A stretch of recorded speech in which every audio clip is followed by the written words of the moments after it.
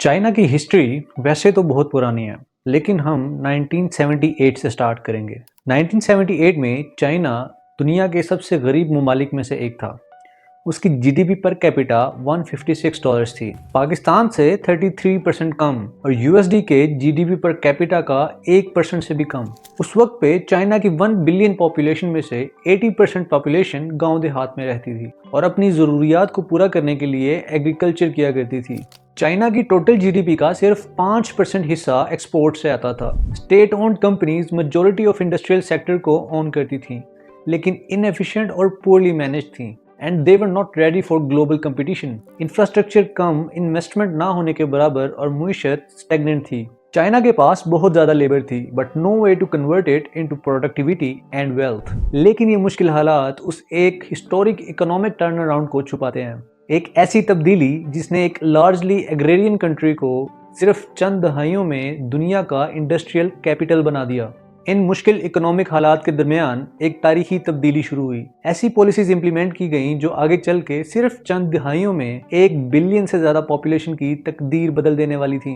दिसंबर 1978 China ने अपनी historic open door policy launch की, a strategic shift from central planning to market oriented economy, focusing on trade, investment and productivity. जब special economic zones announce हुए तो China का सबसे बड़ा चैलेंज था कि कौन से मुल्क और कौन सी कंपनीज इतने सालों बंद रहने वाले सोशलिस्ट मुल्क में आकर इन्वेस्ट करेंगी। जवाब था स्ट्रेटेजिक डिप्लोमेसी, इंसेंटिव्स और कुछ लीडर्स का विजन जैसे कि डेंग जाओपिंग, जो ये बात समझते थे कि चाइना ग्लोबल एक्सपर्टीज और कैपिटल के बगैर ग्रो नहीं कर सकता। First wave of foreign companies ज्यादातर हांगकांग, जापान, ताइवान और यूएसए आई। मशहूर कंपनीज जैसे कि Motorola, Coca Cola, Li and Fung पहली इन्वेस्टर्स में शामिल थीं।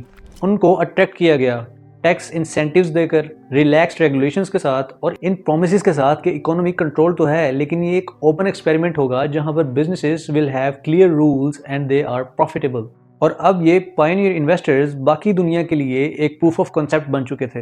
ये कंपनी सिर्फ कैपिटल नहीं लाई थी, ये अपने साथ बिजनेस नो हाउ, टेक्नोलॉजी और ग्लोबल मार्केट एक्सेस भी लाई थी। डोमेस्टिक फर्म्स को कम्पिटिटिव और एक्सपोर्ट ओरिएंटेड बनाया गया। डेंग जाओपिंग और उनकी टीम कंडक्टर्स की तरह काम कर रहे थे। इंसेंटिव्स, पॉलिसीज और नेगोशिएशंस को केयरफुली ऑर्केस्ट्रेट करके अर्ली इन्वेस्टमेंट्स को सक्सेसफुल किया ताकि फ्यूचर फॉर इन्वेस्टमेंट्स का टोन सेट हो सके। कंपनीज को टैक्स इंसेंटिव्स दिए गए, कॉर्पोरेट इनकम टैक्स 15% रखा गया, नेशनल रेट का almost half.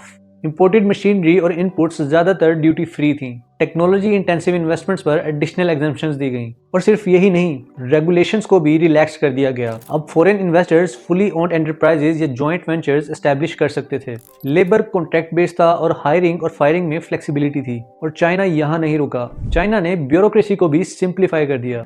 Fast track business registration, one step services, जिन अप्रूवल्स को पहले महीने लगते थे वो अब हफ्ते में हो जाते थे। लोकल अथॉरिटीज को इंडिपेंडेंट डिसीजन मेकिंग की पावर दे दी गई। इसके साथ साथ इंफ्रास्ट्रक्चर को भी बेहतर किया गया। इंडस्ट्रियल पार्क्स बनाए गए, ट्रांसपोर्टेशन का निजाम बेहतर किया गया और कस्टम्स के निजाम को भी फास्ट ट्रैक किया गया। मिड 1980s तक रिफॉर्म्स एक्सपेंड हुई। 14 कोस्टल ओपन सिटीज और dozens of zones to boost foreign investment. इन पॉलिसीज का बहुत ही मेजरेबल रिजल्ट आया। एक्सपोर्ट्स टू जीडीपी 4.6% से बढ़कर 12.7% हो गई। स्पेशल इकोनॉमिक जोन्स की जीडीपी ग्रोथ 8.8% से बढ़कर 15% पर गई, far above the national average. Foreign investment पैसा, टेक्नोलॉजी और मॉडर्न मैनेजमेंट प्रैक्टिसेस लाई। ये सब ऐसा ही फील होता था जैसे चाइना ने अपनी सोशलिस्ट इकोनॉमी के अंदर एक मार्केट एफिशिएंसी के लिए अलग आइलैंड्स बना लिए हों। डोमेस्टिक एंटरप्राइजेस को ग्लोबल कंपटीशन के लिए रेडी किया गया और लॉन्ग टर्म इंडस्ट्रियल ग्रोथ और वर्ल्ड इकोनॉमी इंटीग्रेशन का फाउंडेशन रखा। As these early investors proved the model, China ने SEZ और ओपन सिटी रिफॉर्म्स को नेशनवाइड स्केल किया, setting the stage for export-driven industrialization and integration into the world economy. Chinese Revolution का अगला phase था scaling with discipline. 1984 में China experimentation से निकलकर एग्जीक्यूशन की तरफ चला गया। सेंट्रल गवर्नमेंट ने कोस्टल सिटीज ओपन किए, लेकिन एक स्ट्रक्चर के साथ। हर रीजन एक दूसरे को ब्लाइंडली फॉलो नहीं कर सकता था। हर रीजन को अपनी एक स्पेशलाइजेशन बनानी थी। उस वक्त के प्रीमियर जाओ जियांग का लॉजिक सिंपल था, हर ज्योग्राफी को अपनी स्पेशलाइजेशन खुद डिसाइड करने दो। शेनज़ेंग इलेक्ट्रॉनिक्स और असेंबली का हब बना। गुआंगडोंग टेक्सटाइल और टॉयज का सेंटर। जीजियांग कंज्यूमर गुड्स में आगे निकला। सू और शंघाई हैवी इंडस्ट्री पर फोकस करने लगे। लोकल गवर्नमेंट्स अब रेगुलेटर्स नहीं रही थी, वो ग्रोथ मैनेजर्स बन चुके थे। 1982 से 1992 के दरमियान चाइना ने जानबूझकर एक लर्निंग फेज रखा।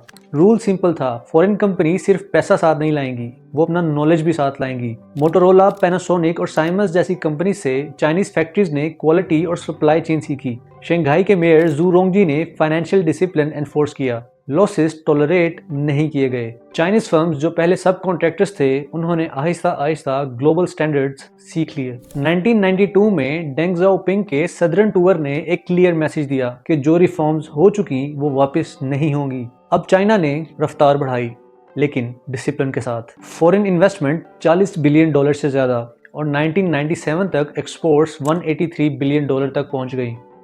और ये ग्रोथ एक बहुत ही क्रिटिकल फैक्टर के बगैर मुमकिन नहीं थी। रिवॉर्ड्स।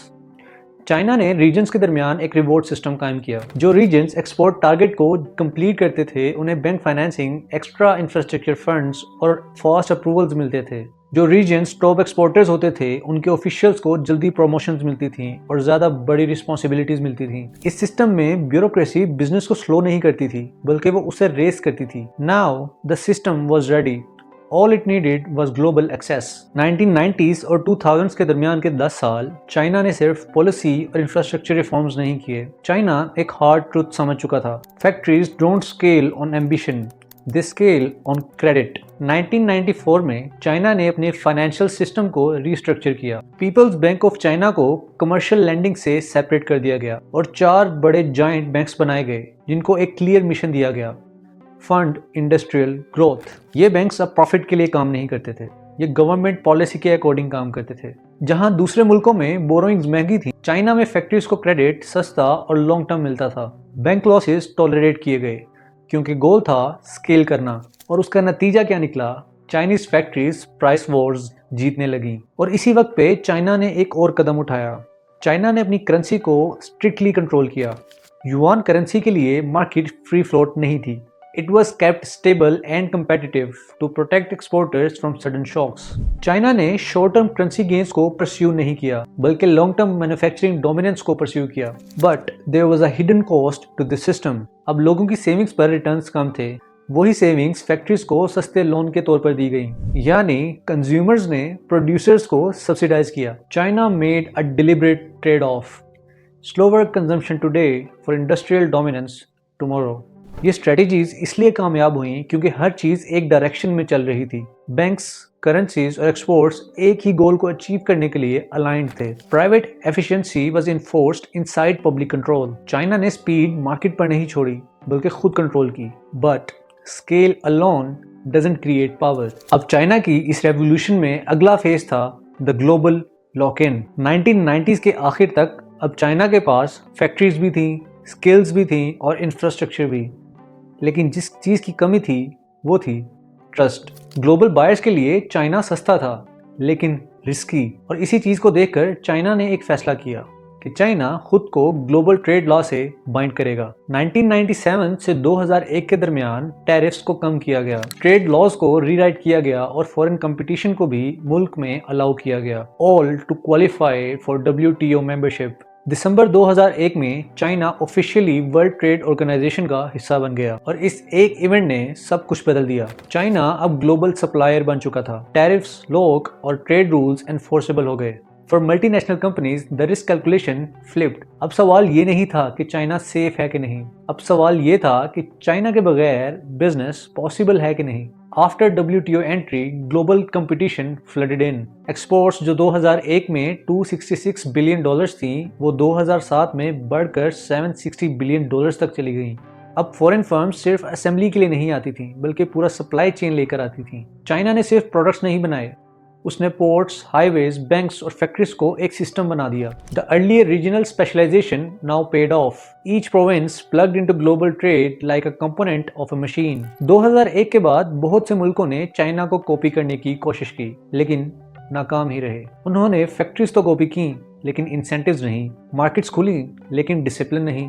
चाइना इसलिए कामयाब हुआ क्योंकि WTO की एंट्री इंडस्ट्रियल कैपेसिटी बनने के बाद आई, पहले नहीं। China didn't globalise to build, China globalised to scale. अब चाइना की इस रेवोल्यूशन का अगला पार्ट था लर्निंग फ्रॉम द वर्ल्ड। अब चाइना असेंबली करना, स्केल और एक्सपोर्ट्स करना सीख चुका था, इन टेक्निक्स का माहिर था। लेकिन लॉन्ग टर्म डोमिनेंस के लिए चाइना को टेक्नोलॉजी चाहिए थी। अब चाइना ने सोचा what could be the quickest way to get the knowledge of technology, and then China leveraged foreign joint ventures not just for capital but for knowledge transfer. Companies like Motorola, Volkswagen, Siemens और Intel अपने साथ manufacturing techniques लाईं, quality control systems और R&D insights भी। और सिर्फ यही नहीं, चाइना ने अपने इंजीनियर्स को अब्रॉड भेजा to learn production and design, और अब फैक्ट्रीज ने फॉरेन नॉलेज को अपने लोकल एक्सपर्टीज में ट्रांसफर कर लिया। टेक्नोलॉजी हासिल करने के बाद चाइना ने अब सिस्टमैटिक कोपिंग स्टार्ट की, लीगल और स्ट्रेटेजिक। हुआवे, BYD और लेनोवो ने ग्लोबल प्रोडक्ट स्टडी किए, डिजाइन्स अडेप्ट किए और इम्प्रूव किया। इस फेज में होम ग्रोन इंजीनियर्स की एक जनरेशन बन चुकी थी जो इनोवेशन कर सकते थे। गवर्नमेंट ने इसको R&D सब्सिडीज, टैक्स ब्रेक्स और प्रोटेक्टेड मार्केट्स के थ्रू सपोर्ट किया। By 2010 China moved from copying to now owning technology. National champions like Huawei, BYD, Xiaomi and Haier became global players. अब चाइना ने पेटेंट्स फाइल करना शुरू किए, electronics, renewable energy, telecom और robotics में। Supply chains now included innovation hubs, not just factories. वो region जो पहले टॉयज और टेक्सटाइल्स बनाया करते थे, वो कटिंग एज टेक्नोलॉजी बनाने लगे। चाइना को सक्सेस मिली क्योंकि उसने लर्निंग का एक सीक्वेंस फॉलो किया। स्टेप 1, असेंबली और एक्सपोर्ट्स मास्टर करो। स्टेप 2, फॉरेन नॉलेज हासिल करो। स्टेप 3, अडेप्ट और इम्प्रूव करो। Step 4, innovate and file patents, become the global champions. कोई और मुल्क इस कंटिन्यूस स्टेट बैक्ड स्केलिंग और लर्निंग प्रोसेस को कॉपी नहीं कर सका। सस्ती लेबर से लेकर ग्लोबल टेक्नोलॉजी तक चाइना ने एक इंटीग्रेटेड चेन बनाई। In less than 4 decades, China move from a country poorer than Pakistan to now a global champion. It didn't happen by chance. The formula was clear. Experiment first, incentivize performance, finance scale, lock in globally, acquire technology, and innovate. Every step built on the previous one. Nothing was accidental. These are the lessons that any entrepreneur or region or a business can learn and apply. If you found this journey through China's industrial rise insightful, hit that subscribe button.